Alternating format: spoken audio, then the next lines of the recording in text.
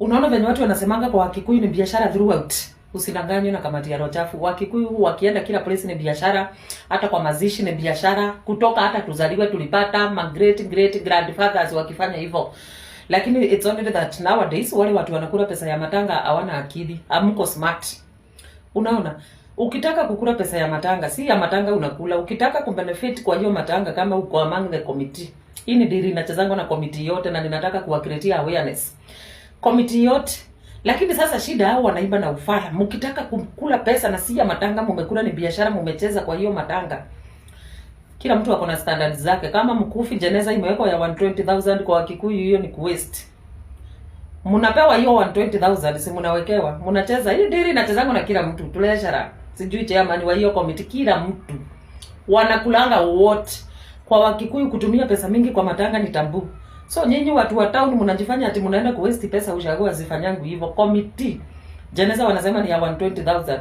Ina bai yangu ya 30. Hizo ziko juu wanakula. Na si mbaya juu si wao wamebenefit. Na mkitaka evidence mnapewa kwa sababu wanawaonyesha mpaka walilipa kwa pay bill. Kwa hiyo kampuni yenye inauza jeneza na deal ilichezwa kila mtu. Ilichezwa na kila mtu.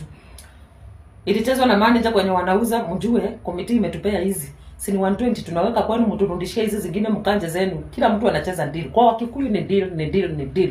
Ukiexpect Mkikuyu akufanyie favor ile 100% umechizi. Hata kama ni michango, zinakuanga deal. Mimi nikiingia kuchangisha, kama unapata milioni 3 lazima unipe 500. Kila kitu ni biashara na ni culture.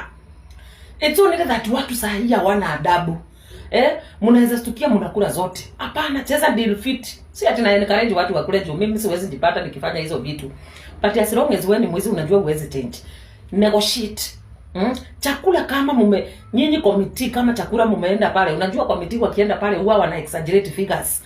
Mkienda pale kwa committee kwa meza, kama chakula mumeweka budget ni 100, mnakuja kuna committee inaachangwa.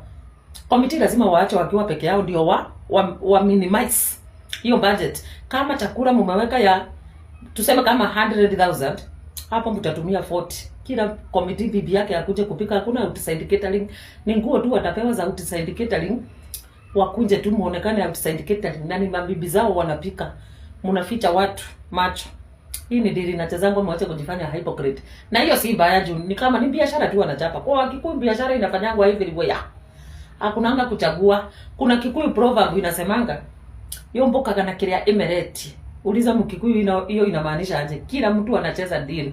Hakuna hata after mazishi unastukianga family member, kila mtu alikuwa na group yake ya WhatsApp na hakuna mwenye hata atapea mtoto wako kitu.